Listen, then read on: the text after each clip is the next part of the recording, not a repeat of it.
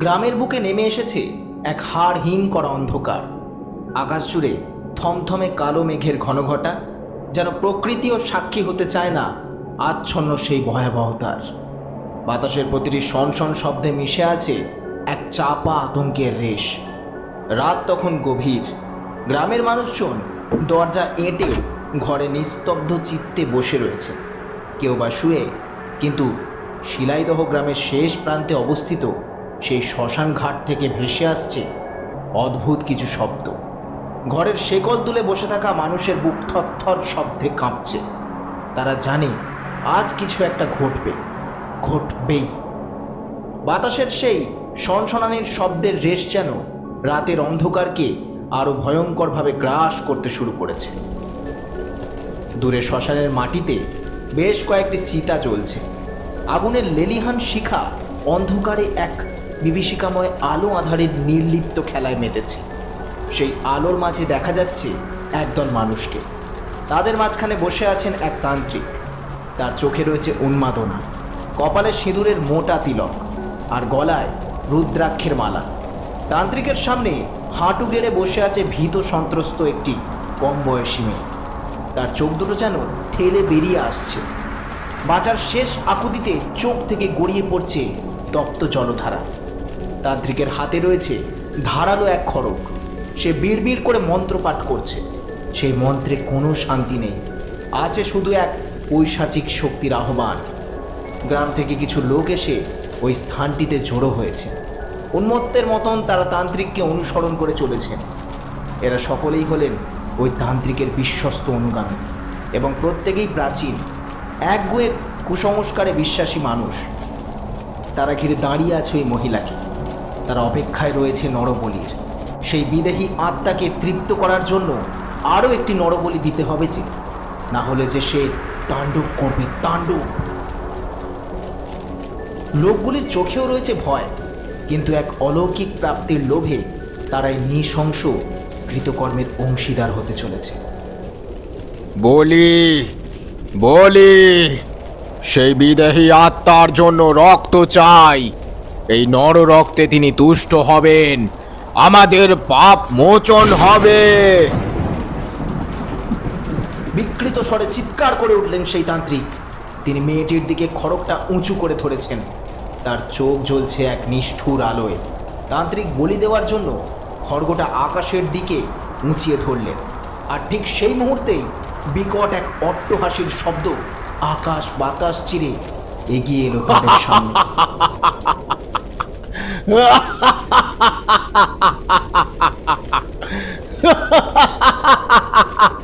সে হাসি কোনো মানুষের ছিল না। সেই হাসি যেন হাজার বছরের জমাট বাঁধা হিংসা, ক্ষুধা আর অতৃপ্তির এক ভয়ালো প্রতিধ্বনি রূপে তাঁদের দিকে সবলে বলিয়া হয়ে এগিয়ে আসছিল। শ্মশানের চিতাগুলোর আগুন যেন এক লহমায় আরও তীব্রতর হয়ে উঠল, আর চারপাশের বাতাস সনসন করে বইতে শুরু করলো। সেই হাওয়ার সাথে সাথেই ভেসে আসতে শুরু করলো এক অসহ্য পচা গলা মাংসের দুর্গন্ধ। এমন বীভৎস গন্ধ যা মানুষের সমস্ত স্নায়ুকে বিকল করে দিতে পারে এমন। সাথে সাথেই তান্ত্রিকের হাত থেকে খড়গটি ধপ করে মাটিতে পড়ে গেল। গ্রামের লোকেরা, যারা মন্ত্রমুগ্ধের মতো এতক্ষণ সেদিকেই তাকিয়ে দেখছিলেন, তারা যেন সকলেই সম্বিত ফিরে পেলেন। তাদের চোখগুলো ভয়ে স্থির হয়ে গেল। মুখে কোনো শব্দ ছিল না। মুহূর্তের মধ্যে তারা সেই স্থান থেকে পাগলের মতো দৌড়ে দৌড়ে পালাতে শুরু করলো। তাদের পায়ের শব্দে শুকনো পাতার মর্মর আওয়াজ ছাড়া আর কোনোই শব্দ শুনতে পাওয়া গেল না। আকাশে বিদ্যুৎ ঝলসে উঠল। বাঁচার জন্য দিক বিদিক জ্ঞানশূন্য হয়ে ছুটে পালাতে লাগলেন তারা সকলে। এমনকি সেই তান্ত্রিকও সেখানে আর অপেক্ষা করতে পারলেন না। যার চোখে এতক্ষণ ছিল উন্মাদনা, কিন্তু সেই উন্মাদনার রেশ ক্রমেই ম্লান হয়ে এলো। সেখানে বাসা বাঁধতে লাগলো আতঙ্ক। তিনিও প্রাণের মায়ায় সব ফেলে কাঁপতে কাঁপতে সেই নরবলির আয়োজন সেখানেই ফেলে রেখে পালাতে শুরু করলেন। আগুনের লেলিহান শিখাগুলি তখন এক ভৌতিক নৃত্যের প্লাবনের জন্ম দিয়েছিল, আর সেই আলোর মাঝেই ধীরে ধীরে স্পষ্ট হয়ে উঠল এক ভয়ঙ্কর মূর্তি। চিতার আগুনে তখনও জ্বলছিল, আর একটি আধপোড়া মরার বুকের উপরে বসেছিল এক ডাকিনী। তার শরীর ছিল লিকলিকে, জীর্ণ, যেন 100 বছর ধরে অনাহারে আক্রান্ত তিনি। পরনে ছিল ছিঁড়ে যাওয়া একটি লাল শাড়ি। এক সর্বভুক যেন রক্তের লালসায় পাগলের মতন ছটফট করছিল। তার চোখ ছিল রক্তবর্ণ, আগুনের শিখার চেয়েও লাল। সেই চোখে কোনো দয়া ছিল না, ছিল না কোনো আবেগ, ছিল শুধু এক অদম্য খিদে। সে খুব খুব করে হাসতে শুরু করলো। তার হাসিতে কোনো আনন্দ ছিল না, ছিল শুধু এক পৈশাচিক উল্লাস। মরার শরীরের দিকে তাকিয়ে সে তার নখলো হাতগুলো ধীরে ধীরে বাড়িয়ে দিতে লাগলো, যেন শিকারী কোনো পশুর থাবা এগিয়ে দিচ্ছিল মরাটির শরীরের দিকে। সেই নখলো হাতগুলি দিয়ে ওই ডাকিনী মরার শরীর থেকে মাংসগুলোকে টেনে টেনে ছিঁড়ে ছিঁড়ে খেতে শুরু করলো। হাড়গুলোকে কড়মড় করে চিবোতে লাগলো সে। তার ঠোঁটের কোণ ঘেঁষে গরম রক্ত গড়িয়ে পড়ছিল।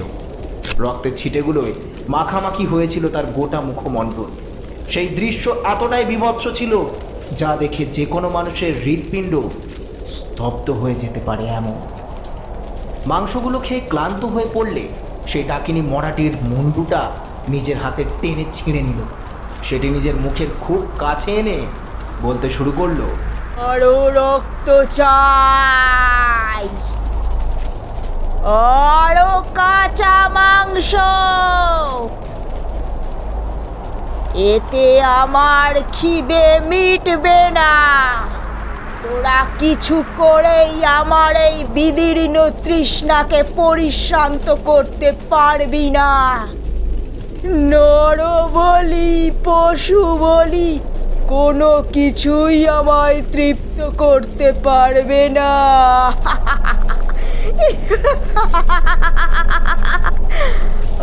আরো রক্ত চাই,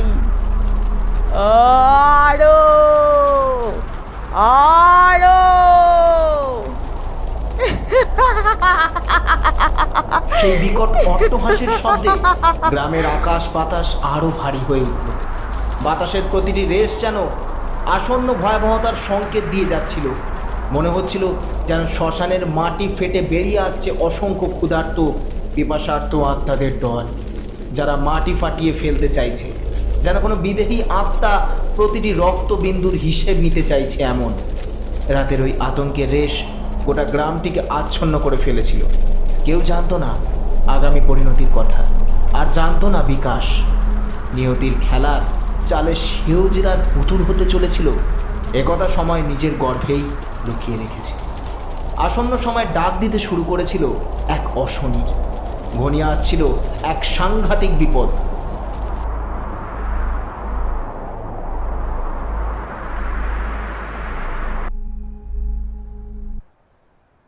পরের দিন ভোর হলো। এই ভয়ঙ্কর ঘটনার পর কেটে গিয়েছিল বেশ কয়েকটা ঘন্টা। শিলাইদহ গ্রাম থেকে বহুদূরে এক মফস্বল শহরে নিজেদের পরবর্তী জীবনের স্বপ্ন সাজাচ্ছিল বিকাশ। সময় তখন ভর দুপুর হবে। সূর্যের আলোয় ঝলমল করছিল চারিদিক, কিন্তু তবুও শিলাইদহ গ্রামের রাতের সেই বিভীষিকার প্রভাব যেন এইখানেও হালকাভাবে অনুভূত হচ্ছিল। মনের মধ্যে ওই স্থানটিকে কেন্দ্র করে একটা আবছা ভয়ে বারংবার দানা বাঁধছিল বিকাশের হৃদয়ের গভীরে। বিকাশ তার নতুন চাকরির চিঠিটি হাতে নিয়ে দাঁড়িয়েছিল। মফস্বলের ছেলে, সে সদ্য বিএ পাশ করেছে। পোস্ট অফিসের পোস্টমাস্টারের চাকরির অফার লেটারটি হাতে পাওয়ার পরেও যেন মনটা এক অজানা ভয়তে খুঁতখুঁত করেই চলেছিল। সে তখন তার এক নতুন জীবনের স্বপ্ন দেখছিল। তার গন্তব্য সেই শিলাইদহ গ্রাম। মনের ভয়কে লুকিয়ে ফেলে সে এগিয়ে এসে মায়ের পাশে দাঁড়িয়ে বলে উঠল, মা দেখো, শিলাইদহে আমার পোস্টিং হয়েছে, সরকারি চাকরি। আমাদের এবার আর কোনো চিন্তা নেই। তোমার এতদিনের সমস্ত দুশ্চিন্তার এবার অবসান ঘটিয়েছেন মা কালী। তুমি সবসময় ওনার কাছে প্রার্থনা করতে না? বাবার মৃত্যুর পর থেকে আজ পর্যন্ত তুমি অনেক কষ্ট করে আমাকে লেখাপড়া শিখিয়েছ। আমি তোমার এই ঋণ কোনোদিনও পরিশোধ করতে পারবো না মা। তবে এখন সব থেকে বেশি প্রয়োজন ছিল একটা চাকরির। কপাল জোরে আমি সেই চাকরিখানা পেয়ে গেছি, সরকারি চাকরি। ফলে আর কোনো বিপদ নেই। বিকাশ কথাগুলি বলে উৎফুল্ল হয়ে তার বিধবা মায়ের দিকে তাকাল। বিকাশের মা সরস্বতী দেবীর চোখগুলো আনন্দে ছলছল করে উঠল। তিনি অতি কষ্টে ছেলেকে এতদূর মানুষ করেছিলেন, কিন্তু এত বড় একখানা আনন্দের সংবাদ পাওয়ার পরেও তার চোখে মুখে কোনো আনন্দের ছাপ ছিল না। তিনি চুপচাপ ছেলের দিকে হাঁ করে তাকিয়েছিলেন। ছেলের কথাগুলো শুনে তার মুখটা ভয়ে ও আতঙ্কে একেবারে ফ্যাকাশে হয়ে গেল। শিলাইদহ? না খোকা, সেখানে তুই যেতে পারবি না। আমি আমি কিছুতেই তোকে ওই জায়গায় চাকরি করতে যেতে দেব না, কিছুতেই না। বিকাশ অবাক হয়ে তার মায়ের দিকে তাকিয়ে বলল, কেন মা, কেন যেতে পারবো না আমি সেখানে? এত ভালো একটা চাকরি, এতদিনের স্বপ্ন। সরস্বতী দেবী মৃদুস্বরে বললেন, আমি শুনেছি খোকা, লোকমুখে অনেক কথা শুনেছি ওই গ্রাম সম্পর্কে। ওটা নাকি অভিশাপগ্রস্ত একটা গ্রাম। সেখানকার জলহাওয়া একেবারেই ভালো না। সেখানে নাকি অশুভ শক্তির আনাগোনা আছে। রাতের বেলা নাকি সেই গ্রামে ডাকিনী ঘুরে বেড়ায়।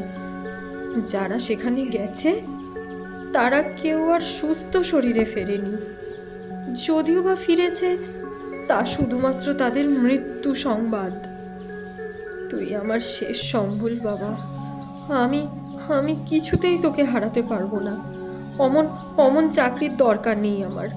তুই প্রয়োজনে অন্য কোনো পরীক্ষা দে বাবা, অন্য কোনো চাকরির খোঁজ কর, তাও ভালো।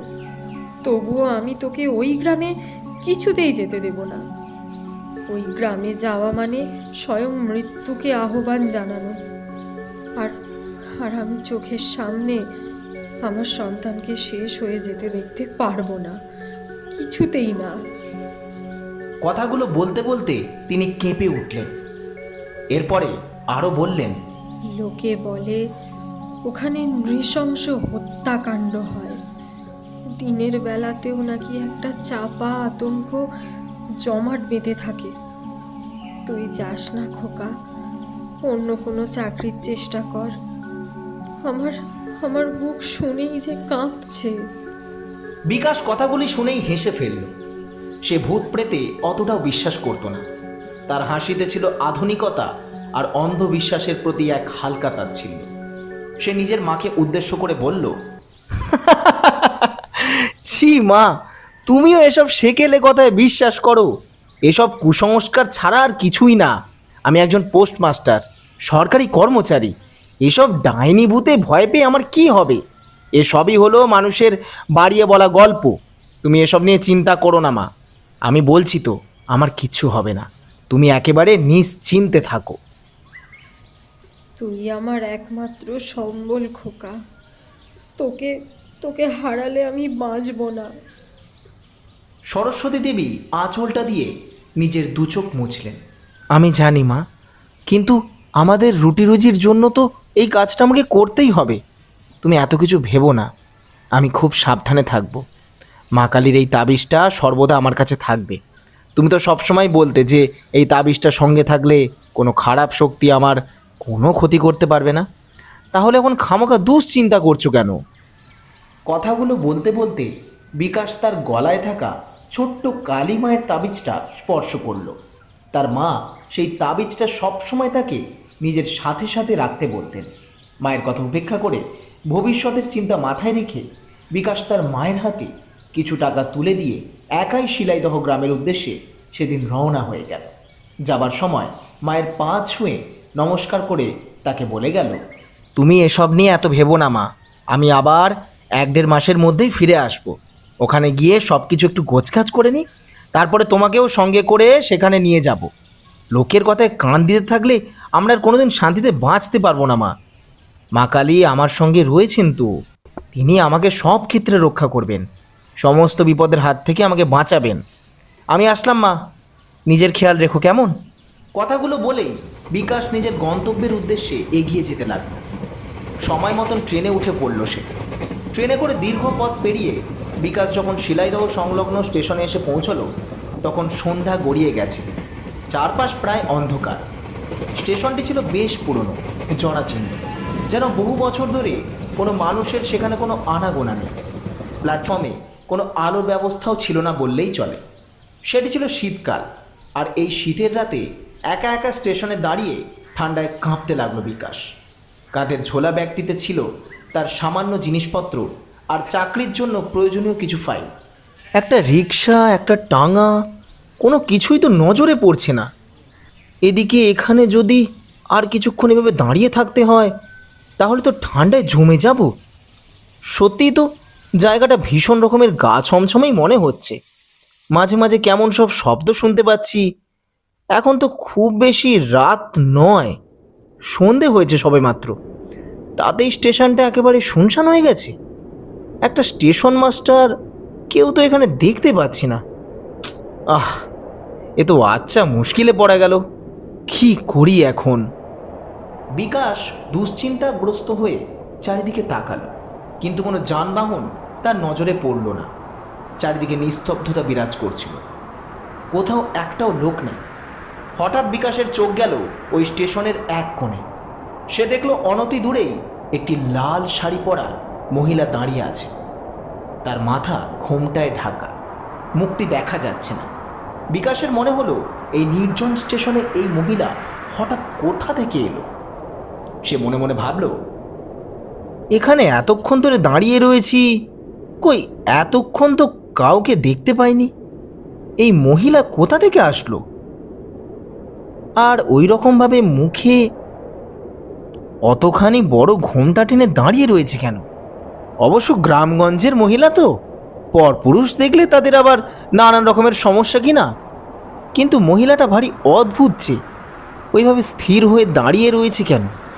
একটু নড়াচড়া করছে না, যেন মনে হচ্ছে তার শরীরে কোনো প্রাণ নেই।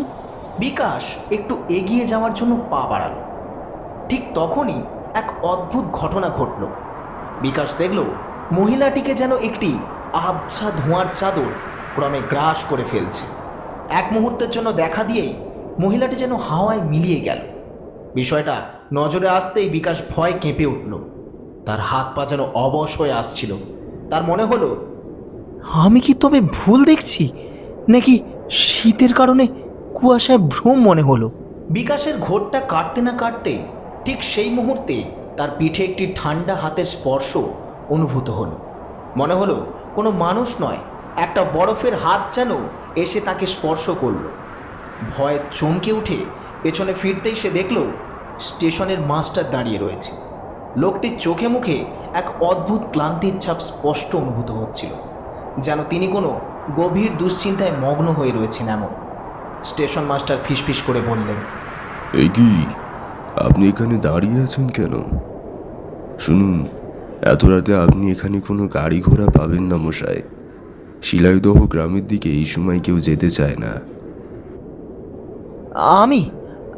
আমি পোস্টমাস্টার, আজকেই জয়েনিং, মানে আজকে ভোরে জয়েনিং আমার। আমাকে আজ রাতের মধ্যে শিলাইদহ যেতে হবেই। বিকাশ কোনো মতে ঠান্ডায় কাঁপতে কাঁপতে কথাটা বলল। স্টেশন মাস্টার বিকাশের দিকে তাকিয়ে একটা দীর্ঘশ্বাস ফেললেন। এরপরে তাকে উদ্দেশ্য করে বললেন, শিলাইদহ? এই সময় সেখানে যাওয়া একেবারেই সমীচীন হবে না আপনার। প্রাণের ঝুঁকি আছে যে। আপনি কি কিছুই জানেন না মশাই? আপনি কি জানেন না এখানকার কথা?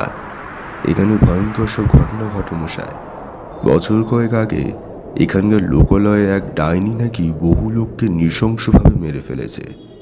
গ্রামের লোকেরা তাকে পুড়িয়ে মেরেছিল, কিন্তু তার আত্মা নাকি আজও শান্তি পায়নি। সেই পথ দিয়ে ঘুরে বেড়ায়। কাঁচা মাংসের লোভে সে যাকে পায় তাকেই শেষ করে ফেলে। আমাকে পেটের দায়ে নাইট ডিউটি করতে হচ্ছে, না হলে কে আসে এখানে মরতে? পাগল নাকি? স্টেশন মাস্টারের ওই কথাগুলি শুনে বিকাশের গা শিউরে উঠল। তার মায়ের বলা কথাগুলো মনে পড়ল। স্টেশন মাস্টার তাকে অনুরোধ করে বললেন, আজ রাতটা স্টেশনের ওয়েটিং রুমেই থাকুন, কাল ভোরে না হয় বাদ বাকিটা দেখবেন। কেউ না কেউ তখন ঠিক আপনাকে পৌঁছে দেবে।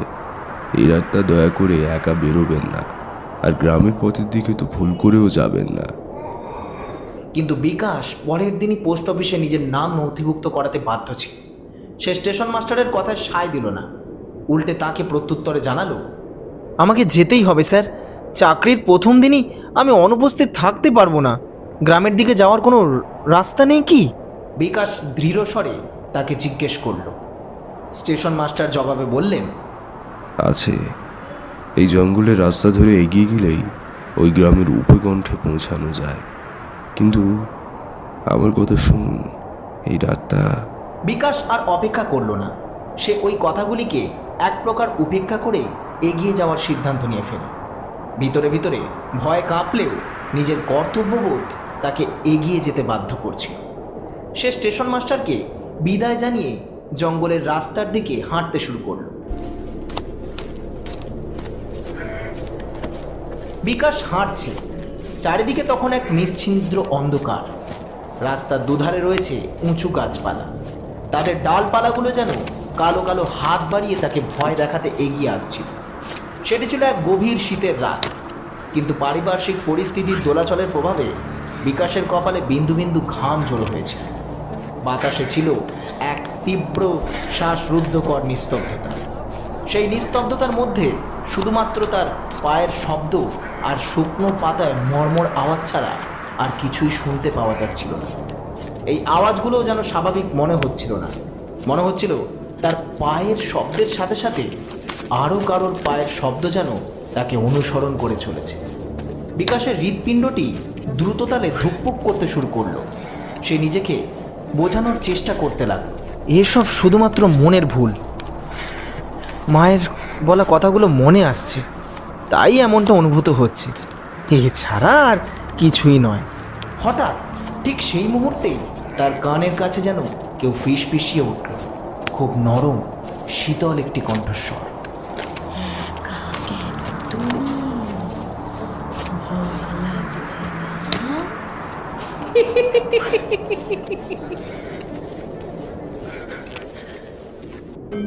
ওই বিকট হাসির শব্দটা কানে যেতেই বিকাশ থমকে গেল। চমকে উঠে পিছনের দিকে তাকালো সে। কোথাও কেউ নেই, শুধু গাছের ডালপালা আর অন্ধকার যেন তার দিকে ক্রমে ধেয়ে আসতে লাগলো। সে মনে মনে বলল, এটা হাওয়ার শব্দ হলেও হতে পারে, কিন্তু ফিসফিসানির শব্দ, তাও এত স্পষ্ট, এটা কিভাবে সম্ভব? না না, আমি এত ভুল শুনিনি, ঠিকই শুনেছি। এখানে আমি ছাড়াও নিশ্চিত কেউ আছে, কেউ তো বটেই, কিন্তু কে কে? ভয় বিকাশের গলা ক্রমে শুকিয়ে আসতে লাগলো, কিন্তু মনে সামান্য সাহস এনে সে আবার চলতে শুরু করলো। পা যেন আর চলছে না। তার মনে হচ্ছে পিছন থেকে কেউ যেন তাকে দেখছে, তার প্রতিটি পদক্ষেপকে অনুসরণ করছে। প্রতিটা গাছ, প্রতিটা ঝোপঝাড় যেন কোনো এক এক অদৃশ্য শিকারীকে লুকিয়ে রেখেছে তাদের অন্তরে। সে নিঃসারে সেগুলির ফাঁক দিয়েই অনুসরণ করে চলেছে বিকাশকে। একটু দূরে আরও কিছুটা এগোতেই বিকাশের চোখে পড়ল গ্রামের সীমানা।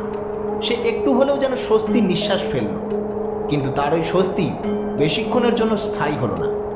গ্রামের সীমানার কিছুটা আগে একটি বড় গাছের সামনে বিকাশ লক্ষ্য করল সেই ঘোমটা দেওয়া মহিলাটি আবার এসে দাঁড়িয়ে আছে। লাল শাড়ি, ঘোমটায় ঢাকা মুখ। এবার মহিলাটি স্থির হয়ে দাঁড়িয়ে রইল না। সে তার নখলো হাত দিয়ে বিকাশকে নিজের দিকে ডাকতে শুরু করল। তার প্রতিটি ইশারায় যেন এক ভয়াবহ আমন্ত্রণের বীজ লুকিয়েছিল। বিকাশ কিছু না বুঝে ভয়তে জোড়োসড়ো হয়ে এক প্রকার পাথরের মতো দাঁড়িয়ে পড়ল। সে অনুভব করল মহিলাটি দূরে দাঁড়িয়ে থাকলেও ঠিক যেন তার চারিপাশে প্রদক্ষিণ করছে। তার ওই নখলো হাতগুলো যেন বিকাশের পিঠে বুকে হাত বোলাচ্ছিল। সেই শীতল স্পর্শ অনুভূত হতেই বিকাশের সর্বাঙ্গন কেঁপে উঠল। বিকাশ চিৎকার করতে চাইল, কিন্তু তার গলা দিয়ে কোনো আওয়াজ বেরোলো না। তার ঠোঁট কাঁপতে লাগলো। পর মুহূর্তেই মহিলাটি একেবারে বিকাশের চোখের সামনে এসে দাঁড়ালো। একেবারে কাছ থেকে তাকে দেখতে শুরু করল। নিষ্প্রাণ, রক্তহীন ওই চোখগুলো যেন তাকে কিছু একটা বলতে চাইছিল। এমন সময় হঠাৎই সেই মহিলাটি তার ঘোমটাটা হাত দিয়ে সরিয়ে দিল। ঘোমটাখানা সরতেই বিকাশের চোখ আতঙ্কে বিস্ফোরিত হয়ে গেল। ভয় তার সমস্ত শরীর অসাড় হয়ে গেল। ঘোমটার নিচে সে যা দেখল তা কোনো মানুষের মুখ ছিল না। এক বিকট ভয়ঙ্কর আধ খাওয়া চেহারার একটি নারী যেন ওই রক্তশূন্য চোখগুলো দিয়ে তাকে গিলে খেতে এগিয়ে আসছিল। বিকাশকে দেখে রক্তমাখা দাঁতগুলো কিড়মির করতে লাগলো সেই ডাকিনী। বিকাশ দেখল ওই ডাকিনীর চোখগুলো কোটর থেকে বেরিয়ে আসছে, মাংসে পচন ধরেছে, তার মুখের কষ বেয়ে রক্ত ঝরছে। ডাকিনী তার ঠান্ডা নখলো হাত দিয়ে বিকাশের গলাটাকে এবারে সজোরে টিপে ধরল। বিকাশ কষ্টে যন্ত্রণায় নিঃশ্বাস ফেলতে না পেরে হাঁসফাঁস করতে লাগলো। তার মনে হলো তার চোখ ঠেলে বেরিয়ে আসছে। এরপরের দৃশ্য ছিল আরো ভয়াবহ, যা সে কোনোদিনও কল্পনা করতে পারেনি। ডাকিনী তার জিভ বের করে বিকাশের গালগুলো চাটতে শুরু করলো। তার পচা গলা, ওই মাংসের গন্ধ, তার ঠোঁটের রক্তের স্বাদ, সবকিছু মিলে বিকাশকে এক ভীষণ অনুভূতির সম্মুখীন হতে হচ্ছিল। আর সহ্য করতে না পেরে ভয়তে চিৎকার করে উঠল বিকাশ। না না! চিৎকার করতে করতে চোখটাকে বন্ধ করে ফেলল সে। যখন খুলল তখন দেখল সেখানে আর কেউ নেই। হাতগুলো আর তার গলাও টিপে রাখেনি। চারিপাশে শুধু অন্ধকার আর গাছপালা বিরাজমান। সে কি এতক্ষণ কোনো স্বপ্ন দেখছিল, নাকি ভয়াবহ কোনো বিভ্রম ছিল এটি? বিকাশ কিছুই আন্দাজ করতে পারছিল না। সে হাঁপাতে লাগলো, শরীর ঘামে ভিজে গিয়েছিল। ঠিক সেই মুহূর্তে সে পিছনের দিকে তাকালো। দেখলো সেই ঘোমটা দেওয়া লাল শাড়ি পরিহিত মহিলাটি একটি থালায় একটি কাটা মুন্ডু সাজিয়ে তার দিকে স্থির দৃষ্টিতে দেখছে, চুপচাপ দাঁড়িয়ে আছে। মহিলাটি মুন্ডুটাকে ধরে হঠাৎ বিকটভাবে হাসতে শুরু করল। সেই হাসি ছিল সরাসরি এক মৃত্যুর আহ্বান। বিকাশের নজর পড়ল ওই কাটা মুন্ডুটির দিকে। মুন্ডুটি ছিল রক্তে মাখা। সে দেখল মুন্ডুর চোখগুলো স্থির হয়ে আছে। ভালো করে দেখবার পরেই সে আরো জোরে চিৎকার করে উঠল। সে দেখল এটি আর কারণ নয়, বরং তারই মুন্ডু। মহিলাটি সেই কাটা মুন্ডুটাকে দেখিয়ে যেন বলতে চাইছিল, বিকাশই হতে চলেছে তার পরবর্তী শিকার। বিকাশ আর এক মুহূর্ত সেখানে দাঁড়িয়ে থাকতে পারল না। ভয় আর আতঙ্কে সে কাঁপতে কাঁপতে গ্রামের দিকে প্রাণপণে দৌড়াতে শুরু করলো।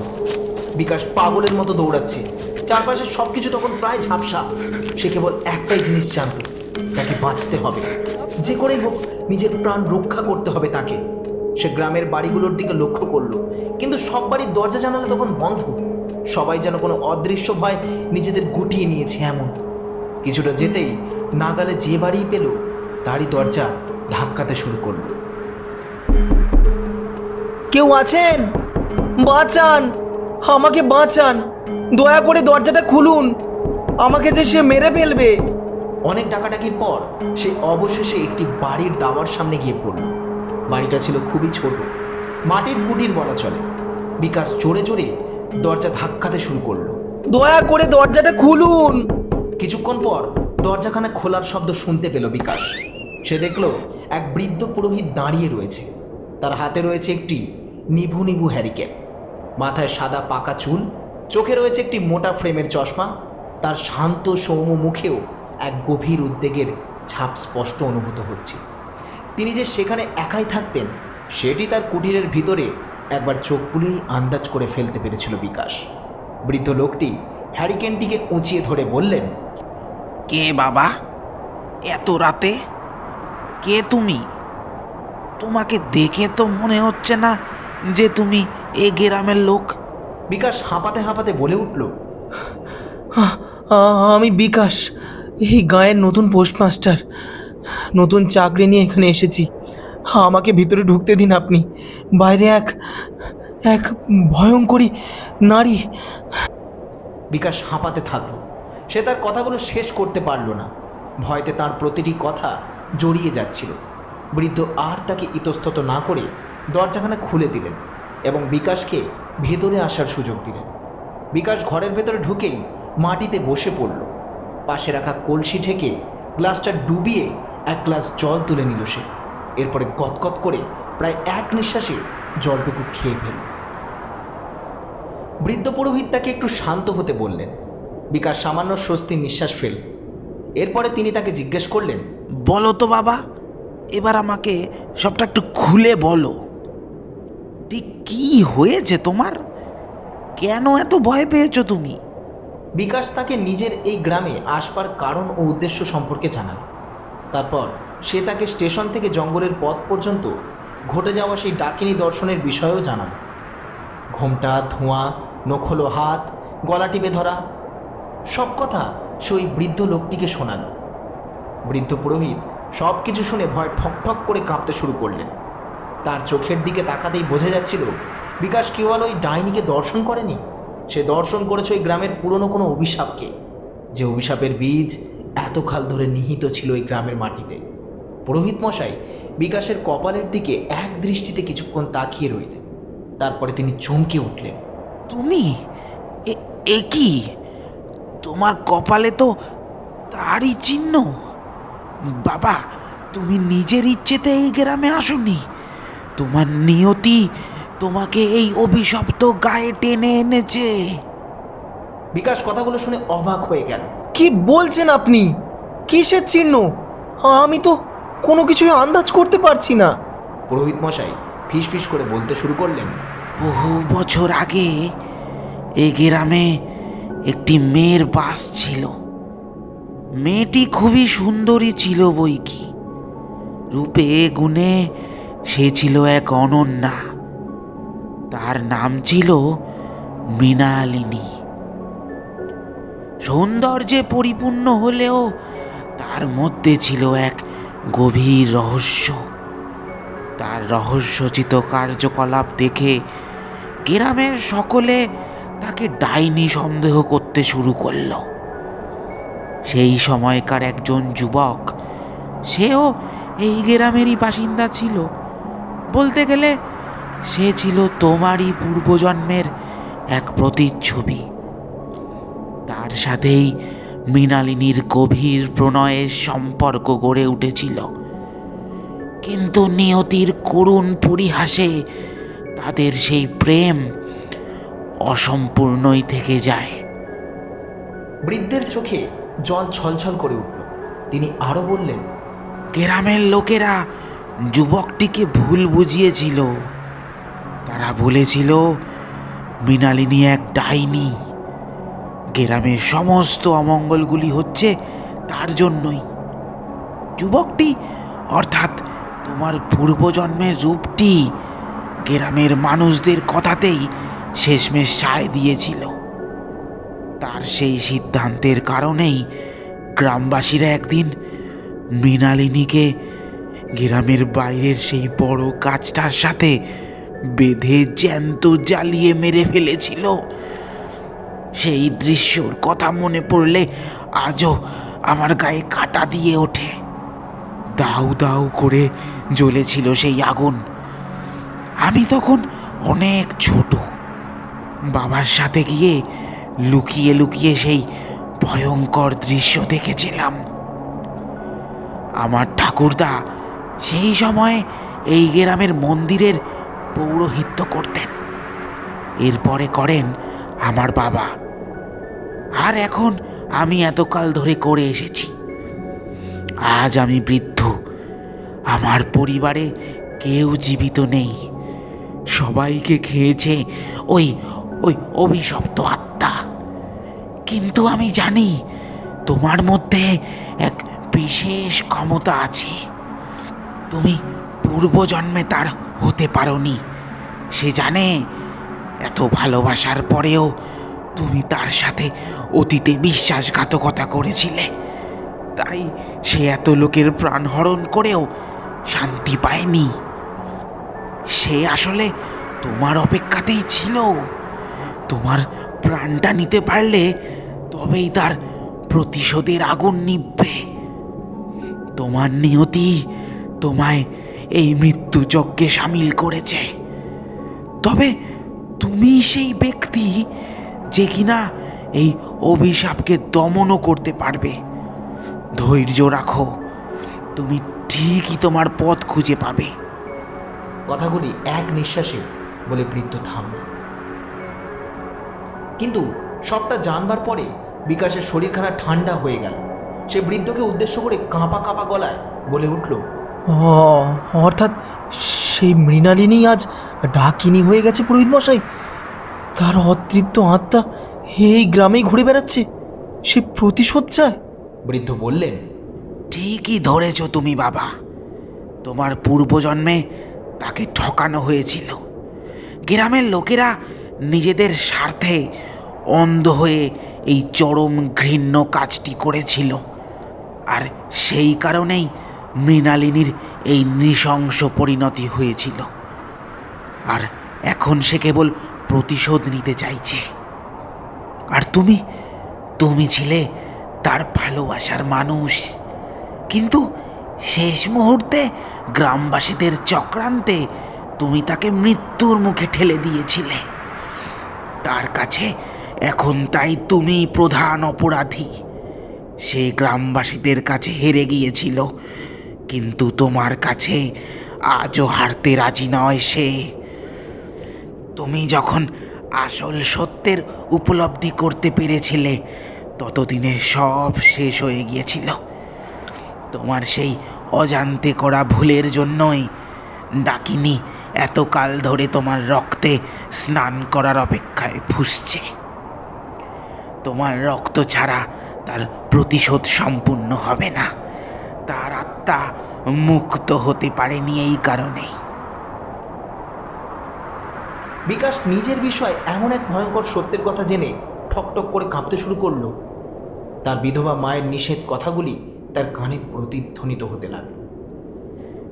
বাঁচতে চাও তো এই গ্রাম ছেড়ে পালাও, কাল ভোরের আলো ফুটতেই পালাও, না হলে তুমি নৃশংসভাবে শেষ হবে ওই ডাইনির হাতে। পুরোহিত মশাই তাকে আবারও ভয়ে ভয়ে সতর্ক করল, কিন্তু বিকাশের কাছে ছিল তার মায়ের দেওয়া সেই মা কালীর তাবিজটি। সে তাবিজটাকে শক্ত করে চেপে ধরল। তার মনে কিছুটা হলেও পুনরায় সাহস সঞ্চারিত হলো। সে হার মানল না। সে তার মায়ের দেওয়া কথা রাখবার জন্য তৎপর হয়ে উঠল। আমি যাব না ফিরে, কিছুতেই না। আমি হার মানব না। আমি এইখানেই থাকব। আমার কর্তব্য আমাকে ডাকছে যখন, তখন আমি নিজের হাতে সেই কর্তব্যকে সমাপ্ত করব। আমার সাথে মা কালীর আশীর্বাদ রয়েছে। আমার কোনো ভয় নেই। মা নিজেই আমায় যখন এখানে নিয়ে এসেছেন, তখন আমিই তার আত্মাকে মুক্তি দেওয়ার ব্যবস্থা করব। বড়জোর আর কি হবে, অকালে আমার প্রাণ চলে যাবে, তবুও আমি পিছুপা হব না কোনো মতেই। আমি আমার পূর্বজন্মের রহস্যের কথা জেনে তবেই ছাড়ব। বিকাশের মুখে এই কথাগুলো শুনে সেই বৃদ্ধ এক প্রকার শিউরে উঠলেন। সেদিন রাতটা সেই বৃদ্ধের আশ্রয়ে নিভৃতে কাটিয়ে দিল। পরের দিন ভোরের আলো ফুটতেই বিকাশ পোস্ট অফিসের দিকে এগোতে শুরু করল। পোস্ট অফিসের দিকে কিছুটা এগোতেই বিকাশ দেখল সেখানে এক চরম হট্টগোল শুরু হয়েছে। মানুষের ভিড়, চাপা গুঞ্জন শুরু হয়েছে। বিকাশ সেই ভিড় ঠেলে ভেতরে যেতেই এক ভয়ঙ্কর দৃশ্যের সম্মুখীন হল। তার এক সহকর্মী, যে গতকাল রাতে ওই অফিসের পাহারায় ছিল, তার দেহ মেঝেতে পড়ে আছে। সে জীবিত নেই। সবচেয়ে ভয়ঙ্কর ব্যাপার হলো তার শরীরটাকে যেন কেউ খুবলে খুবলে খেয়ে গেছে। সারা শরীরে নখের আঁচড়ের গভীর ক্ষত স্পষ্ট। সে দেখল কাঁচা মাংস আর রক্তের ছিটে চারিদিকে ছড়িয়ে ছিটিয়ে আছে, যা ছিল এক নারকীয় নৃশংসতার চূড়ান্ত নিদর্শন। বিকাশ ভয় পিছিয়ে গেল। ঠিক সেই মুহূর্তে সকলের অলক্ষ্যে সে পোস্ট অফিসের জানালার বাইরে একটি অজ্ঞাত নারীকে লক্ষ্য করল।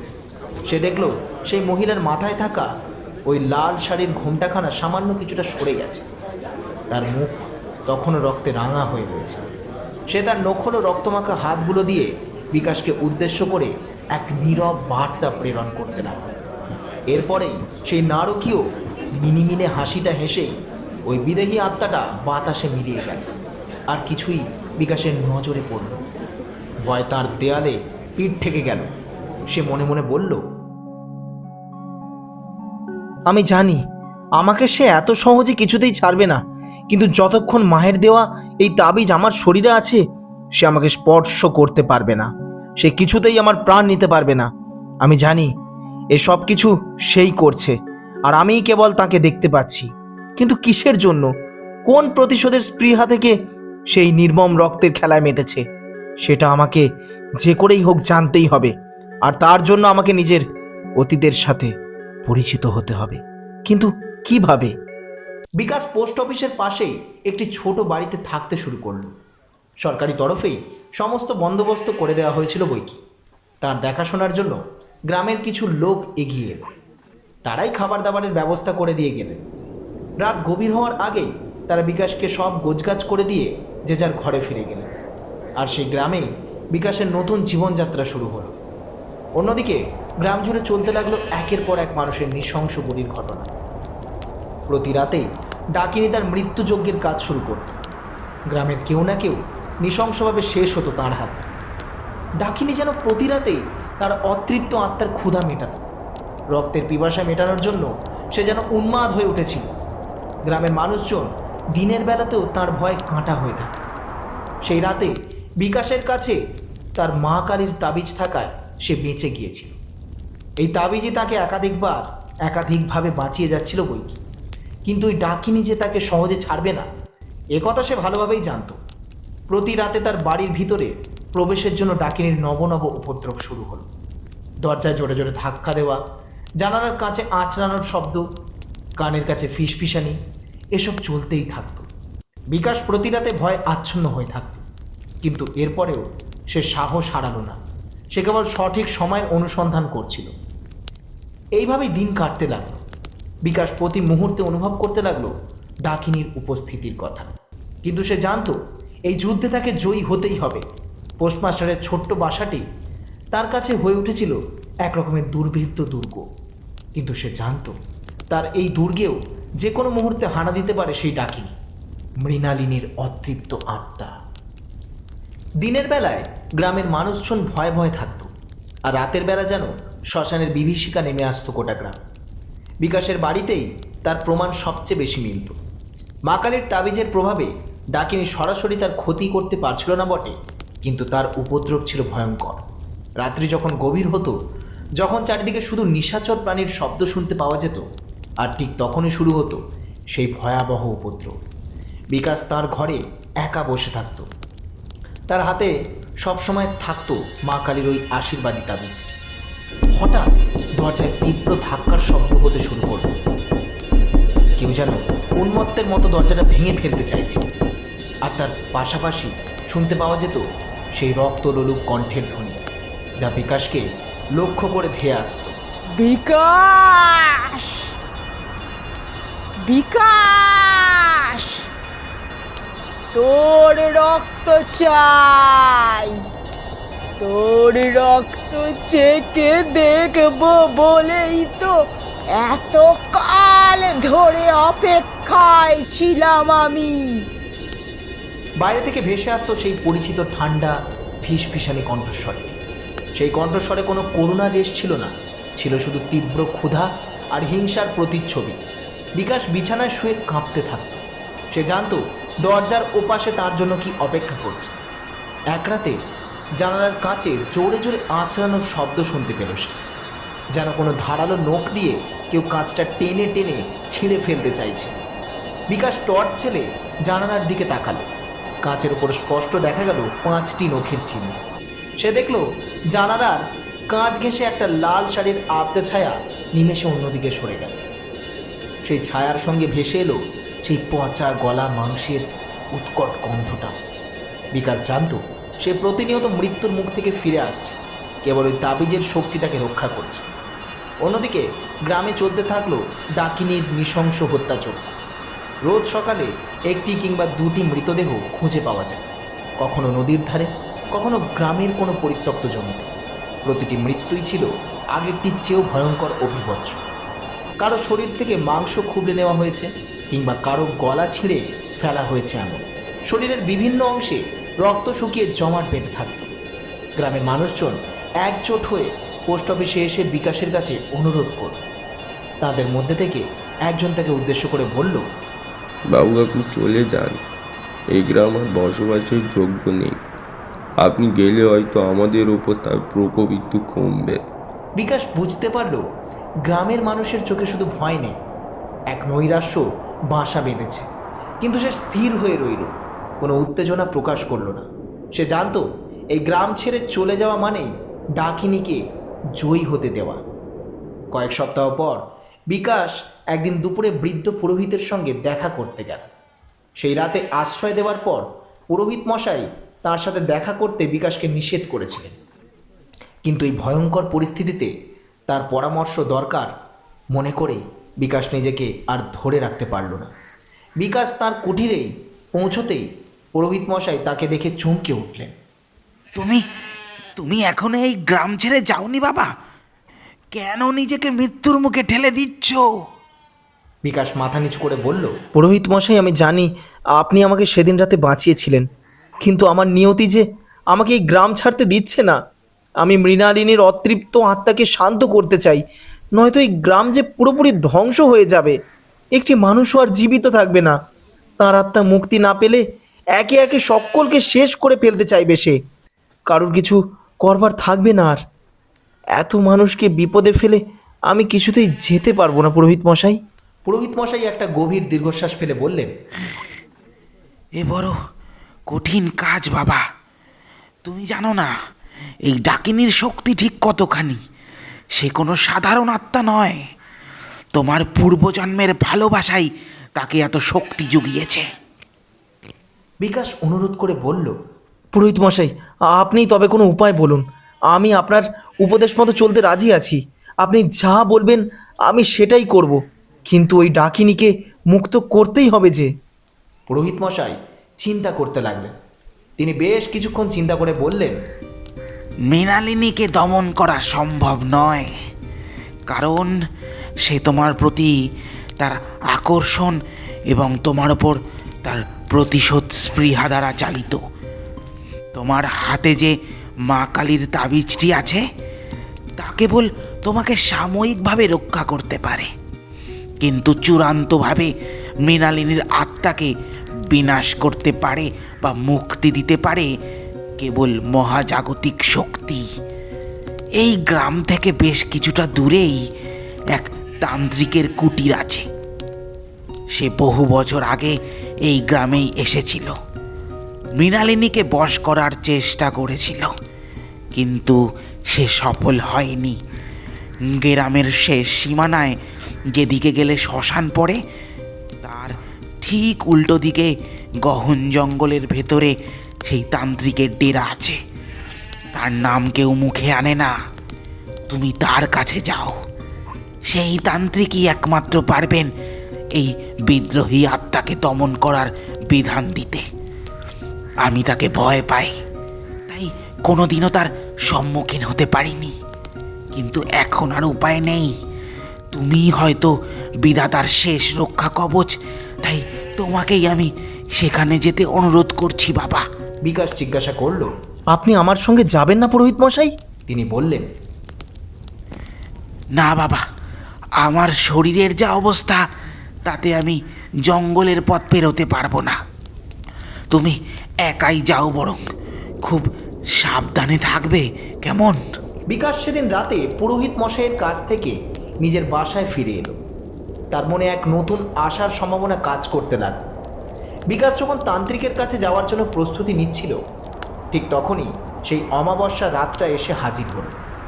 কালো মেঘে ঢাকা আকাশ, চারিদিকে বিদ্যুৎ চমকাচ্ছিল। দূরে জঙ্গলের গভীরে বারে বারে শিয়াল ডেকে উঠছিল। প্রকৃতির এই থমথমে পরিবেশ যেন এক ভয়ঙ্কর ঘটনার ইঙ্গিত দিচ্ছিল তাকে। হঠাৎ করেই বিকাশের মনে হলো তার ঘরে যেন এক অদ্ভুত কম্পন সৃষ্টি হয়েছে। তাবিজ থাকা সত্ত্বেও তার শরীর যেন ক্রমশই অসাড় হয়ে আসছে। না, সে আমার কাছে আসতে পারবে না। বিকাশ নিজেকে বোঝানোর চেষ্টা করল। ঠিক সেই মুহূর্তে দরজার বাইরে থেকে বিকট এক আর্তনাদ ভেসে এলো। চিৎকারটা শুনে মনে হলো সেটি আর কারণ নয়, সেটি ছিল এই বৃদ্ধ পুরোহিতের। বিকাশ মুহূর্তের মধ্যে বুঝতে পারল ডাকিনী এখন কোথায় আছে। বিকাশ বুঝতে পারল সে হয়তো টের পেয়ে গেছে যে পুরোহিত তাকে তান্ত্রিকের কাছে যাওয়ার পথ দেখিয়ে দিয়েছে। ভয় উপেক্ষা করে বিকাশ দরজা খুলে বাইরের দিকে দৌড়ালো। তাবিজটা শক্ত করে ধরে সে পুরোহিতের কুটিরের দিকে দৌড়াতে শুরু করল। বৃদ্ধ পুরোহিতের কুটিরের সামনে গিয়ে যা দেখল তাতে তার হৃদযন্ত্র থেমে গেল। পুরোহিতের কুটিরটি তখন ধোঁয়ায় আচ্ছন্ন। সেই ধোঁয়ার মধ্যে লাল শাড়ির এক ঝলক দেখতে পেল বিকাশ। পুরোহিত মশাই দাওয়ার উপর রক্তাক্ত অবস্থায় পড়েছিল। সে দেখল তার শরীর থেকে রক্ত গড়িয়ে যাচ্ছে। তার চোখ দুটো তখনও খোলা, কিন্তু দৃষ্টি স্থির, প্রাণহীন। পুরোহিত মশাই, হে কি হলো আপনার? পুরোহিত মশাই, কথা বলুন। না না, হে কিছুতেই হতে পারে না, কিছুতেই না। আর কত সর্বনাশ করবি ডাকিনি, আর কত! বিকাশ চিৎকার করে কান্নায় ভেঙে পড়ল। এগিয়ে গেল সে, কিন্তু পুরোহিতের শরীরকে স্পর্শ করার আগেই তার চোখ পড়ল পুরোহিতের হাতের দিকে। পুরোহিত মশাই তখনও তার হাত দিয়ে মাটির উপর কিছু একটা আঁকার চেষ্টা করছিলেন। বিকাশ তার কাছে আসতেই পুরোহিত মশাই শেষবারের মতো বিকাশের দিকে তাকালেন। তার চোখ দিয়ে তখনও রক্ত ঝরছিল। তিনি হাত বাড়িয়ে বিকাশের দিকে কোনো মতে ইঙ্গিত করে বললেন, তান্ত্রিক, জঙ্গলের জঙ্গলের শেষ সীমা।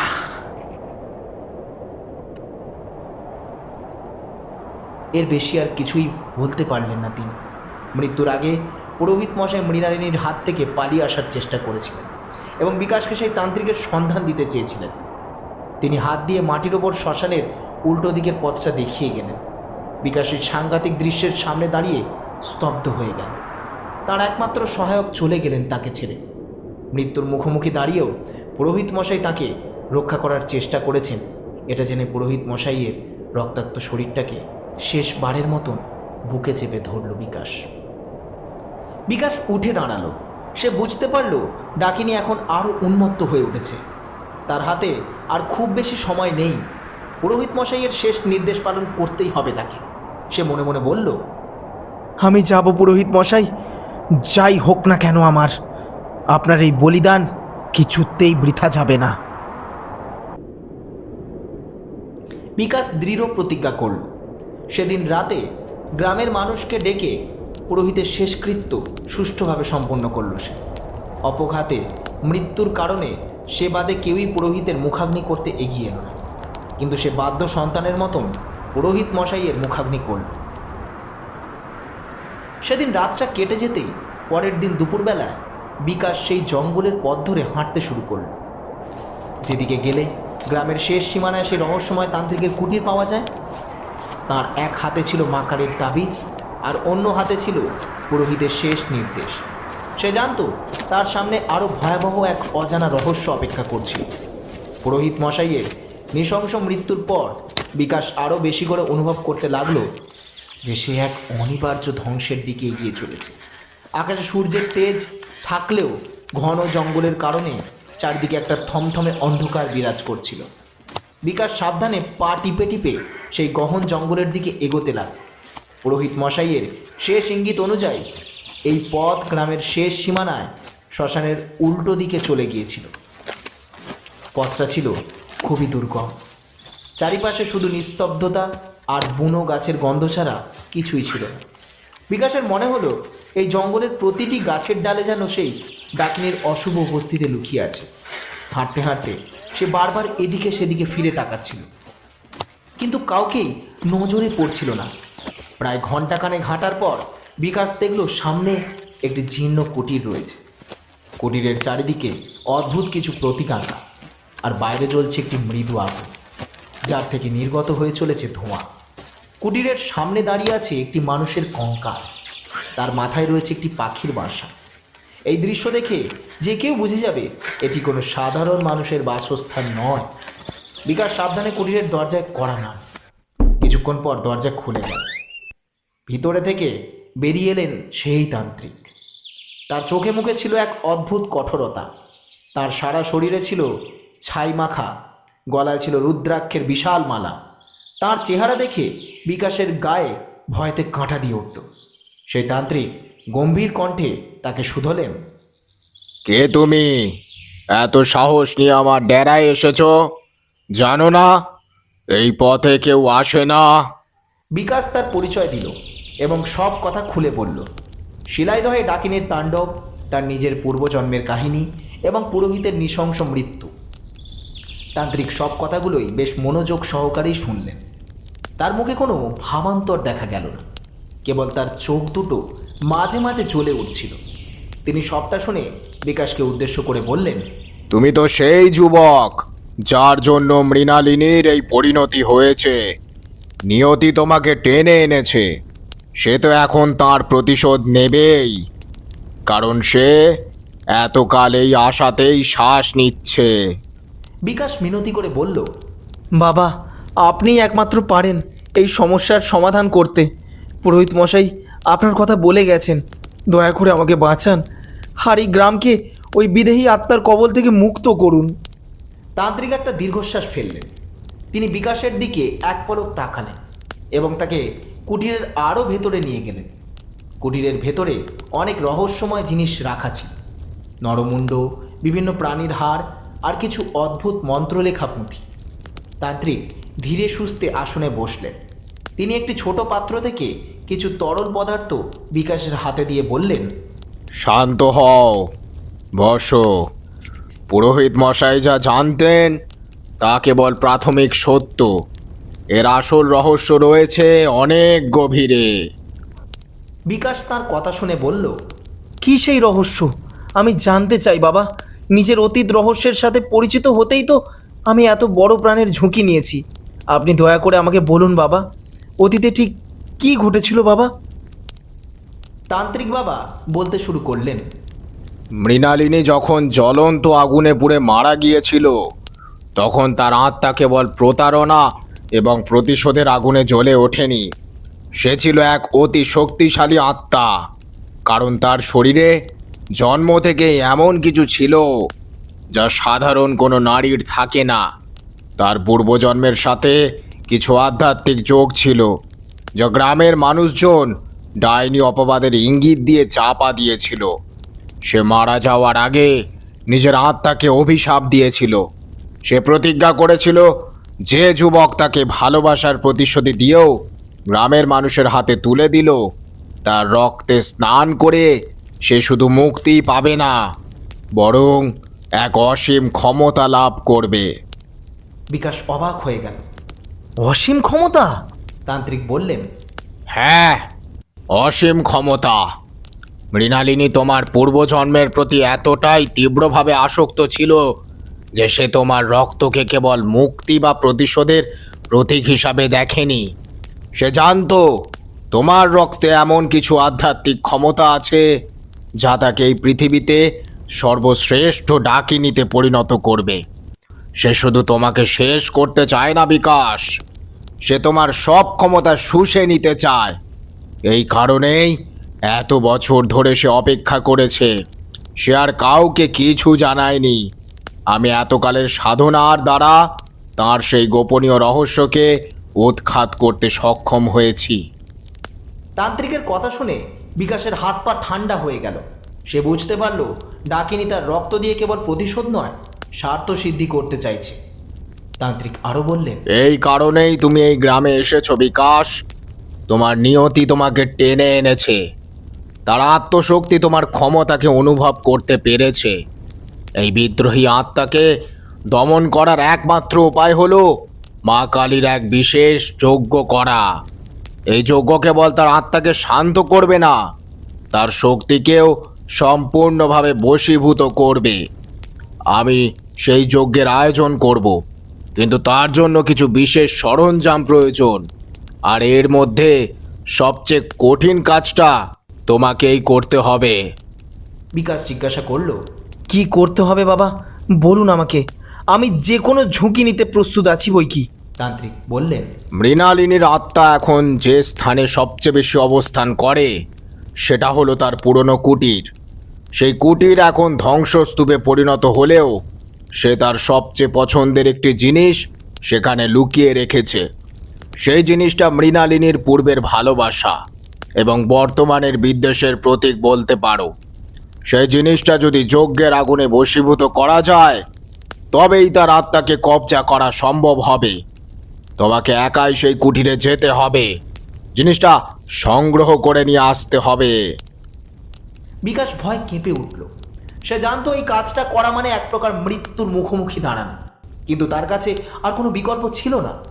তবুও নিজের মনে শক্তি সঞ্চয় করে সে বলল, আমি যাব পুরোহিত মশাই। তান্ত্রিক বললেন, মনে রাখবে, তুমি যখন সেই কুটিরে প্রবেশ করবে, মৃণালিনীর আত্মা তোমাকে বাধা দেওয়ার জন্য সব রকম চেষ্টা করবে। সে তোমার উপর সব শক্তি প্রয়োগ করবে, কিন্তু তোমার সঙ্গে মা কালীর তাবিজ রয়েছে। সেই তাবিজে তোমার মায়ের আশীর্বাদ আছে, সেটাই তোমার রক্ষা কবচ। তুমি কখনোই সাহস হারাবে না। বিকাশ তখনই তান্ত্রিকের কাছে আজ্ঞা নিয়ে তাঁর বলা পথ ধরে মৃণালিনীর সেই কুটিরের দিকে রওনা হওয়ার জন্য অনুমতি চাইল। তান্ত্রিক তাকে যজ্ঞের বাকি সরঞ্জাম জোগাড়ের দায়িত্ব দিলেন। এবং সেই নিষিদ্ধ কুটিরের দিকে যাওয়ার অনুমতি দিলেন। বিকাশ যখন তান্ত্রিকের কুটির থেকে বেরিয়ে এলো তখন তার মনে এক অদ্ভুত মিশ্র অনুভূতি কাজ করছিল। একদিকে ভয় আর অন্যদিকে ছিল কর্তব্যের দৃঢ়তা। সে জানতো তার সামনে কেবল ডাকিনী নয়, তাকে শেষ করার জন্য একটি সর্বোচ্চ অপশক্তি অপেক্ষা করছিল। কুটিরটি ছিল গ্রামের একেবারে বাইরে, যেখানে লোকালয় প্রায় নেই বললেই চলে। সে দেখল গাছপালা আর আগাছায় ঢেকে গেছে চারিদিকে। তান্ত্রিকের নির্দেশ অনুযায়ী বিকাশ কুটিরটির সামনে এসে পৌঁছালো। সে দেখল কুটিরটি আর কুটির নেই, কেবল কিছু ধসে পড়া দেয়াল আর খড়ের চালা সেখানে অবশিষ্ট আছে। দেখে মনে হচ্ছিল যেন বহু বছর আগে কুটিরটিরও মৃত্যু হয়েছে। বিকাশ কুটিরটির প্রবেশদ্বারের কাছে দাঁড়ালো। তার বুক ঢিপঢিপ করছিল। এই স্থানটির বাতাস ছিল একেবারেই অন্যরকম। এখানকার প্রতিটি ধূলিকণায় মিশেছিল হিংসা আর তীব্র যন্ত্রণার অনুভূতি। বাতাসে সেই পচা গলা মাংসের হালকা গন্ধটা আবারও অনুভব করল সে। বাঁকানির তাবিজটা শক্ত করে ধরে সে কুটিরের ভিতরে প্রবেশ করল। ভেতরের অংশটা পুরোপুরি ধ্বংসস্তূপে পরিণত হয়েছিল, কিন্তু তার মাঝখানে একটি পুরনো কাঠের সিন্দুক নজরে পড়ল। তান্ত্রিক বলেছিলেন মৃণালিনী তার সবচেয়ে পছন্দের জিনিসটি ওই সিন্দুকেই লুকিয়ে রেখেছে। বিকাশ সিন্দুকটির দিকে এগিয়ে গেল। সে যেই ওই সিন্দুকটির ডালা স্পর্শ করল, ঠিক সেই মুহূর্তেই এক বিকট শব্দে কুটিরটি কেঁপে উঠল। মনে হলো যেন কোনো অদৃশ্য শক্তি কুটিরটির অবশিষ্ট অংশকেও ভেঙে ফেলতে চাইছে। এমন একটা বিকট ঠ্যাক ঠ্যাকে কণ্ঠস্বর ভেসে এলো তার দিকে। সাহস কত তোর! আমার পবিত্র স্থানে পা রাখার সাহস হয় কি করে? এক তীক্ষ্ণ যন্ত্রণাদায়ক কণ্ঠস্বর চারিদিকে প্রতিধ্বনিত হতে শুরু করল। বিকাশ বুঝতে পারল সেই ডাকিনী অর্থাৎ মৃণালিনী এসে গেছে। বিকাশ দ্রুত সিন্ধুকের ডালাটা খুলে ফেলল। ভেতরে পুরনো জীর্ণ কাপড়ের স্তূপ বোঝাই করা ছিল। তার মাঝে লুকিয়ে ছিল একটি ছোট্ট রূপোর কৌটো। সে ভাবল এটাই নিশ্চয়ই সেই মূল্যবান জিনিস, মৃণালিনীর সবচেয়ে পছন্দের বস্তু। বিকাশ কৌটোটা হাতে তুলে নিল। জিনিসটা সংগ্রহ করা মাত্রই চারিদিকে শুরু হলো এক প্রচণ্ড উপদ্রব। মৃণালিনীর আত্মা যেন উন্মাদ হয়ে উঠল। চারপাশে বাতাসের তীব্র ঘূর্ণি শুরু হলো। ধুলো আর শুকনো পাতা ঝড়ের মতো বিকাশের দিকে ধেয়ে আসতে লাগলো। ফেল ওটা, ফেলে দে! সাহস করিস না ওটা নিয়ে যাওয়ার। তোর রক্তে স্নান করার আগে আমি তোকে স্পর্শ করব না ঠিকই, কিন্তু তোর শরীর থেকে মাংসগুলো টেনে টেনে ছিঁড়ে নেব। ফেলে দে বলছি ওটাকে, ফেলে দে, না হলে আজ আর এখান থেকে জীবিত ফিরতে পারবি না তুই, কিছুতেই না। ডাকিনীর আর্তনাদ চারপাশের পরিবেশকে গ্রাস করতে লাগলো। বিকাশ দেখলো সেই লাল শাড়ি পরা আবজা মূর্তিটি তার সামনে এসে দাঁড়িয়েছে। তার চোখ থেকে যেন আগুন ঝরছে। তার নখনো হাতগুলো বিকাশের দিকে বাড়িয়ে দিতে লাগলো ওই ডাকিনী। তুই আমাকে ভালোবাসতিস, আজ তুই আমার সব থেকে প্রিয় বস্তুটা নিয়ে যেতে চাস? তোকে আমি ছাড়বো না। আমি জানতাম তুই বিশ্বাসঘাতকতা করেছিস, আর দেখ আবার একবার সেটা প্রমাণিত হয়ে গেল। ডাকিনী এক বিশাল শক্তির ঢেউ বিকাশের দিকে ছুঁড়ে মারল। বিকাশ ছিটকে দেওয়ালে গিয়ে আছড়ে পড়ল। তার হাত থেকে প্রায় ওই কৌটোটা পড়েই যাচ্ছিল, কিন্তু অনেক কষ্টে সে উঠে দাঁড়াল। সে ওই ডাকিনীকে লক্ষ্য করে বলল, আমি জানি মৃণালিনী, আমি অজান্তে ভুল করেছিলাম, কিন্তু এবার আমি আর ভুল করব না। এই গ্রামকে আমি তোমার হাত থেকে বাঁচাবো। অনেক হয়েছে মৃত্যুর নিষ্ঠুর খেলা, এবার সব কিছুই শেষ হওয়া দরকার। চিৎকার করে বলল বিকাশ। মৃণালিনীর অট্টহাসি আরও ভয়াবহ হয়ে উঠল। সে বলল, গ্রাম? কিসের গ্রাম? তোর রক্ত চাই আমার, তোর ক্ষমতা চাই। তোকে পাওয়ার লোভে আমি এত হত্যা করেছি। এই গ্রামে এক ফোঁটা রক্ত অবশিষ্ট থাকবে না। ডাকিনী দ্রুত গতিতে বিকাশের চারিপাশে প্রদক্ষিণ করতে শুরু করল। সে তার ঘূর্ণির কারণে বিকাশের মনে হতে লাগলো সে যেন ভারসাম্য হারাচ্ছে। তার কানে বাজতে লাগলো সেই ফিসফিসানি। আমি তোর চারপাশেই আছি, তোর পিঠে, তোর বুকে, আমি তোর চারপাশেই আছি। একসময় বিকাশের মনে হলো তার চুল ধরে যেন কেউ টানছে। সে তীব্র ব্যথা অনুভব করতে লাগলো, কিন্তু যখন সে সেই বাঁধনকে বিনষ্ট করার চেষ্টা করলো তখন দেখলো সেখানে কিছু নেই। এই ডাকিনী তার শক্তির মায়াজাল তৈরি করেছে। বিকাশ মা কালীর তাবিজটা নিজের ঠোঁটে ঠেকালো। জয় মা কালী। বিড়বিড় করে সে মন্ত্র আওড়াতে শুরু করলো। তাবিজের শক্তি যেন তার চারিপাশে এক সুরক্ষা বেষ্টনী তৈরি করল। ডাকিনী বিকাশের উপর ঝাঁপিয়ে পড়তে গিয়ে এক অদৃশ্য বাধার সম্মুখীন হল।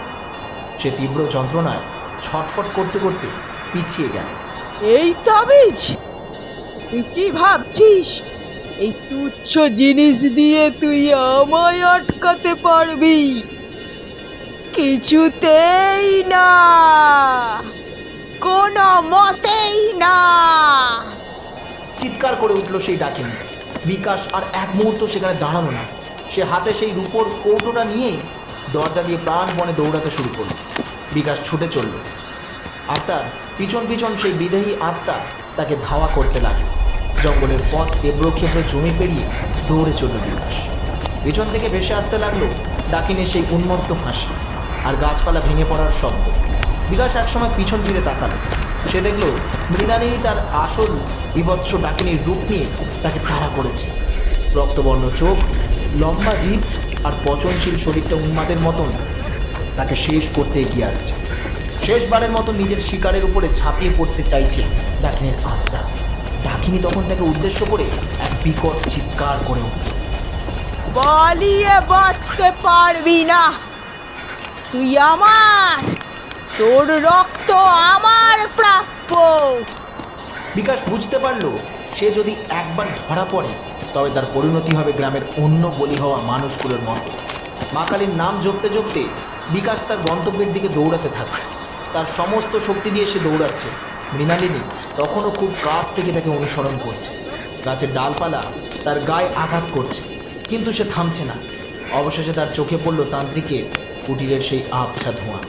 সে দ্রুত গতিতে সেই কুটিরের দিকে দৌড়ে গেল। তান্ত্রিক কুটিরের বাইরেই দাঁড়িয়ে অপেক্ষা করছে।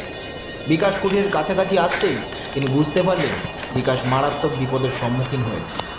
বিকাশ হাঁপাতে হাঁপাতে প্রায় অজ্ঞান হওয়ার মতো অবস্থায় পৌঁছেছিল। সে জ্ঞান হারানোর পূর্বে কোনো রকমে সেই কৌটোটাকে তান্ত্রিকের দিকে ছুঁড়ে দিল। নিন বাবা, আমি অনেক কষ্টে সেটা নিয়ে এসেছি। তান্ত্রিক দ্রুত কৌটোটা ধরে নিল। ঠিক সেই মুহূর্তেই মৃণালিনীর আত্মা বিদ্যুতের গতিতে সেই কুটিরের দিকে ধেয়ে এলো।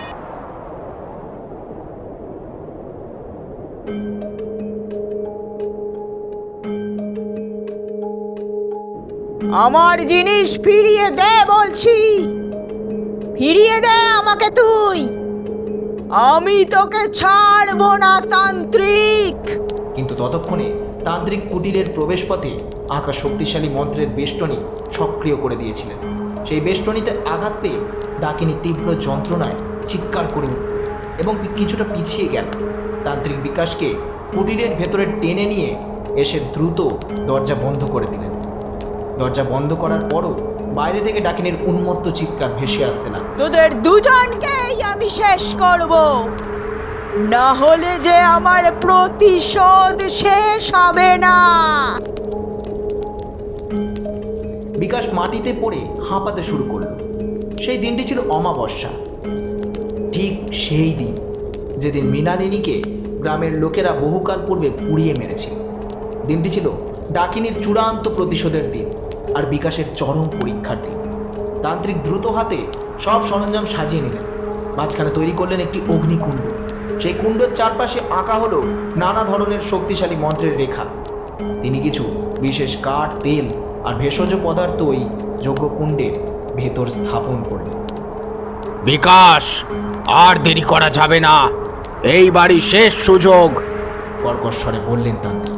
তুমি বসো, মনে রেখো, তোমার মা কালীর প্রতি বিশ্বাস এবং তোমার পূর্বজন্মের অনুশোচনাই হবে এই যজ্ঞের সবচেয়ে বড় শক্তি। তান্ত্রিক যজ্ঞ শুরু করলেন। তিনি দ্রুত লয়ে ভয়ঙ্কর মন্ত্র উচ্চারণ করতে শুরু করলেন। মন্ত্রের শব্দে কুটিরের ভেতরটা কাঁপতে লাগলো। কুণ্ডের আগুন ধিকি ধিকি করে জ্বলে উঠল। বাইরে মৃণালিনীর আত্মা সেই যজ্ঞের তীব্রতা সহ্য করতে পারল না। তার চিৎকার আরও তীব্র হলো। সে যেন তার সব শক্তি দিয়ে কুটিরের বেষ্টনী ভেঙে ফেলতে চাইছিল। তান্ত্রিক তখন বিকাশের হাতে থাকা রূপোর কৌটোটি তুলে নিলেন।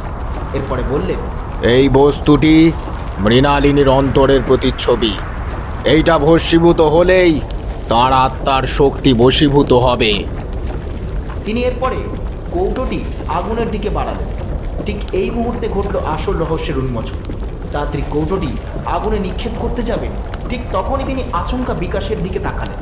তার মুখে ফুটে উঠল এক ভয়ানক পৈশাচিক হাসি। সেই হাসি দেখে বিকাশ চমকে উঠল।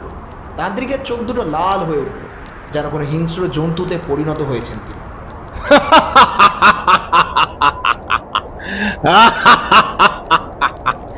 বোকা ছেলে, তুই ভেবেছিলি আমি তোকে মৃণালিনীর হাত থেকে বাঁচাবো? তান্ত্রিকের কণ্ঠস্বর সঙ্গে সঙ্গে বদলে গেল। সেটি আর কর্কশ নয়, বরং ক্ষমতার এক উল্লাস মিশ্রিত স্বরে রূপান্তরিত হয়ে গেল। বিকাশ ভয় চিৎকার করে উঠল। বাবা, আপনি আপনি এ কি বলছেন? মৃণালিনীর রহস্য পুরোহিত মশাই জানতেন না সেটা ঠিক, কিন্তু আমিও তোকে আসল রহস্যটা জানাইনি। তান্ত্রিক তার আসনে উঠে দাঁড়ালেন। তার চোখ ছিল এক চরম বিশ্বাসঘাতকতা। সত্যিটা হলো বিকাশ, আমি সেই তান্ত্রিক যে মৃণালিনীকে পুড়িয়ে মারার জন্য গ্রামের মানুষদের উত্তেজিত করেছিলাম। আমি তাদের নরবলি দেওয়ার জন্য উস্কে দিয়েছিলাম। এসব শুনে বিকাশের শরীর এক প্রকার অসাড় হয়ে গেল। তার সারা মুখে রক্তের অভাব দেখা দিল।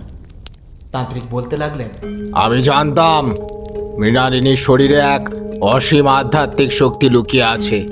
আমি চেয়েছিলাম সেই শক্তিকে নিজের অধীনে নিয়ে আসতে, কিন্তু সে আমাকে সেই সুযোগ কোনোদিনও দেয়নি। যখন গ্রামের লোকেরা তাকে ডাইনি বলল, তখন আমি সুযোগ পেলাম সেই কার্যসিদ্ধি করার। আমি জানতাম যে তাকে মেরে ফেলতে পারলেই তার আত্মা বিদ্রোহী হবে এবং আমি তাকে বশ করে সেই শক্তি নিজের কাজে লাগাতে পারবো। বিকাশ থমথমে স্বরে জিজ্ঞাসা করল, কিন্তু মৃণালিনী তো আমার উপরে তার প্রতিশোধ নিতে চাইছে। আপনি কেন তাকে সাহায্য করতে চাননি? তান্ত্রিকের হাসি আরও তীব্র হলো। তিনি বললেন, কারণ আমি জানতাম তোর রক্তে স্নান করে মৃণালিনীর আত্মা মুক্তি পাবে না, বরং সে তোর রক্তে থাকা ঐশ্বরিক শক্তি শুষে নিয়ে আমার বশীকরণের ঊর্ধ্বে চলে যাবে। সে আমাকেও ছাড়বে না। তুই যখন মৃণালিনীর কুটির থেকে এই কৌটোটা নিয়ে এলি, তখন তুই আমার কাজটা সহজ করে দিলি।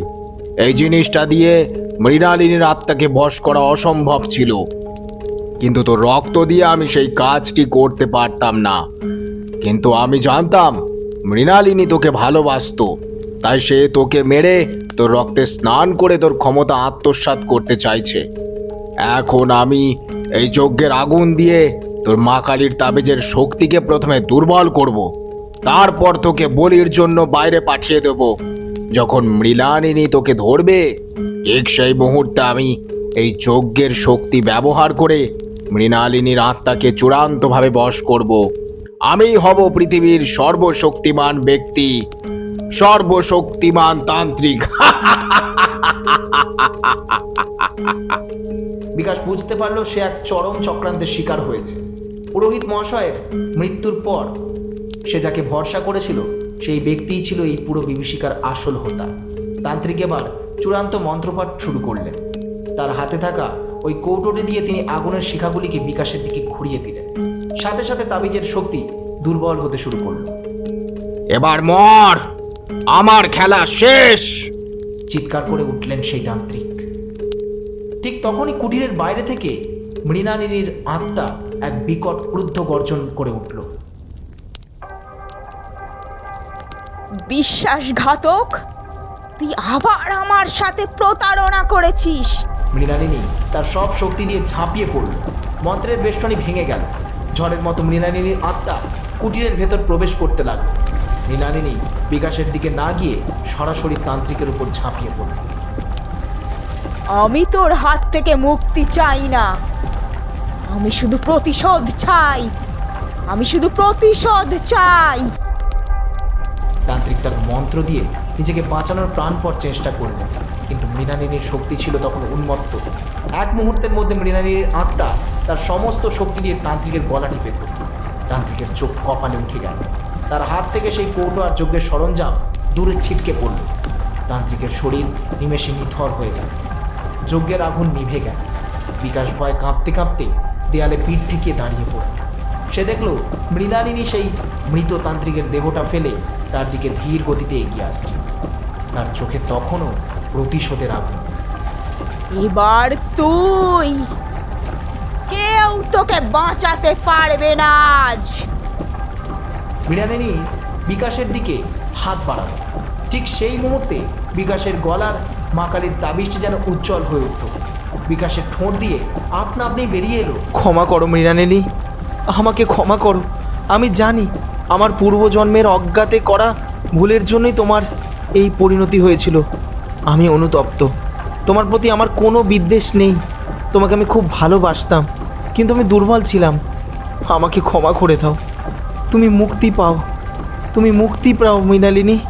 বিকাশের এই আবেগতাড়িত ক্ষমা প্রার্থনা শুনে ডাকিনী মৃণালিনীর নখলো হাতগুলো আকাশে থমকে গেল। তার চোখে মুখে এক মুহূর্তের জন্য সেই পুরনো মৃণালিনীর ছাপ ফুটে উঠল। বিকাশের এই কথাগুলো তার হৃদয়ের অতৃপ্ত ভালোবাসার জায়গায় আঘাত করল। সে থমকে গেল। বিকাশের ক্ষমা প্রার্থনা শুনে মৃণালিনীর আত্মার এক গভীর আলোড়ন সৃষ্টি হলো। যে আত্মা কেবল প্রতিশোধের আগুনে এতকাল ধরে জ্বলছিল, সেখানে বহু বছর পর ভালোবাসা আর অনুরাগের একটি ক্ষীণ শিখা জ্বলে উঠল। তার নখলো হাতগুলো আপনা আপনি নিচে নেমে এলো। ক্ষমা? তুই আমাকে পুড়িয়ে মারতে দিয়েছিলি। তোর ভালোবাসার কারণেই তো আমি আজ এই অভিশাপ নিয়ে ঘুরে বেড়াচ্ছি। মৃণালিনীর কণ্ঠস্বর এবার তীব্র চিৎকারের মতো নয়, বরং এক আবেগপ্রবণ যন্ত্রণার মতো শোনালো। ঠিক সেই মুহূর্তে কুটিরের মধ্যে এক অলৌকিক আলো ঝলমল করে উঠল। যে যজ্ঞের আগুন নিভে গিয়েছিল সেই কুণ্ড থেকে যেন স্বয়ং মা কালী আবির্ভূত হলেন। তার হাতে খড়গ, মাথায় মুন্ডমালা, কিন্তু তার চোখে ছিল এক অদ্ভুত শান্তি এবং করুণা। মা কালী দৃঢ় কণ্ঠে ডাকিনীকে উদ্দেশ্য করে বললেন, মৃণালিনী, তুই এতকাল যে প্রতিশোধের নেশায় ঘুরে বেড়াচ্ছিলি, তা তো তোর সত্যিকারের প্রাপ্য ছিল না। তুই ভালোবাসতিস, কিন্তু প্রতিশোধের লোভে, ক্ষমতার মোহে তুই সেই ভালোবাসাকেই ভুলতে বসেছিলি। বিকাশ তোকে ভালোবাসতো, কিন্তু সে সমাজের কাছে হেরে গিয়েছিল। সে ছিল দুর্বল, বিশ্বাসঘাতক নয়, আর তার দুর্বলতার সুযোগ নিয়েছিল এই তান্ত্রিক। মা কালী মৃণালিনীকে বোঝালেন, তুই যে এত নৃশংস হত্যা করেছিস, সে সব কি তোর ভালোবাসা ছিল? তুই তো চেয়েছিলি ওর রক্তে স্নান করে ওর ঐশ্বরিক শক্তি ছিনিয়ে নিতে, যাতে তুই আমাকে অতিক্রম করতে পারিস। তুই ভালোবাসা ভুলে শুধুমাত্র স্বার্থের জন্যই এই নৃশংসতায় মত্ত থেকেছিলিস মৃণালিনী। তুই স্বার্থপরের মতো কাজ করেছিস। মা কালীর কথায় মৃণালিনীর যেন নতুন করে সব সত্যের উপলব্ধি হলো। তার আত্মায় জমাট বাঁধা সমস্ত অন্ধকার যেন ওই দৈবিক আলোর স্পর্শে ভেঙে যেতে শুরু করল। সে দেখল প্রতিশোধের নেশায় সে কত নিরীহ মানুষের প্রাণ নিয়েছে।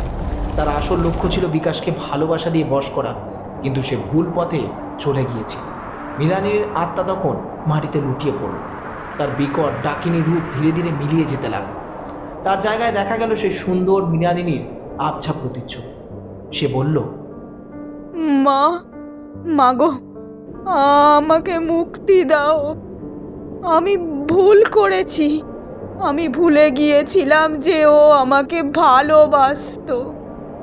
আমাকে এই অভিশাপ থেকে মুক্তি দাও, আমাকে মুক্তি দাও মাগো, আমাকে মুক্তি দাও। মৃণালিনীর আত্মা মা কালীর কাছে মুক্তি প্রার্থনা করল। মা কালী মৃদু হেসে বললেন, তোর কষ্ট শেষ হোক মৃণালিনী, তোর কষ্ট শেষ হোক। মা কালী তাঁর খাড়ার আঘাতে মৃণালিনীর বিদেহী আত্মাকে স্পর্শ করলেন। সেই স্পর্শে মৃণালিনীর আত্মা এক উজ্জ্বল আলোর ঝলকানিতে বিলীন হয়ে গেল। তার আত্মা যেন হাজার বছরের যন্ত্রণা থেকে মুক্তি পেয়ে শান্তির পথে যাত্রা করল। সেই ঘটনার পর গ্রামের আকাশে যেন এক নতুন ভোরের সূচনা হল।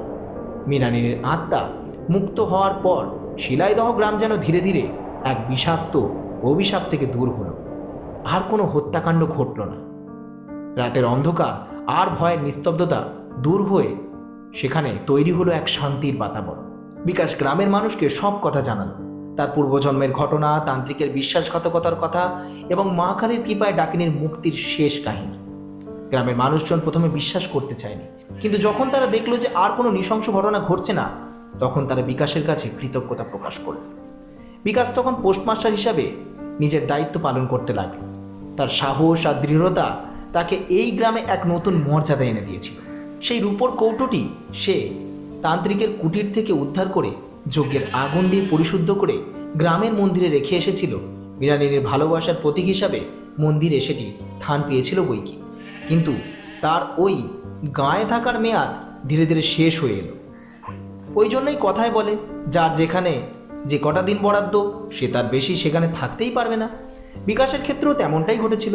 তার ঊর্ধ্বতন কর্তৃপক্ষ তাকে শিলাইদহ থেকে অন্য এক স্থানে চাকরির জন্য স্থানান্তরিত করে দিলেন। বিদায়ের দিন এলো। বিকাশ তার সামান্য জিনিসপত্র গুছিয়ে নিয়ে স্টেশন অভিমুখে রওনা হলো। গ্রামের মানুষজন তাকে বিদায় জানাতে এলেন। তাদের চোখে ছিল কৃতজ্ঞতা।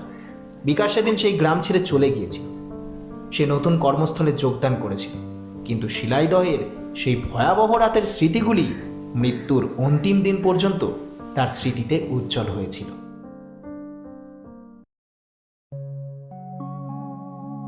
এতক্ষণ আপনারা শুনছিলেন লেখিকা সঞ্চারী ভট্টাচার্যের কলমে শিলাইদহের সেই রাত নামক ভৌতিক গল্পটি।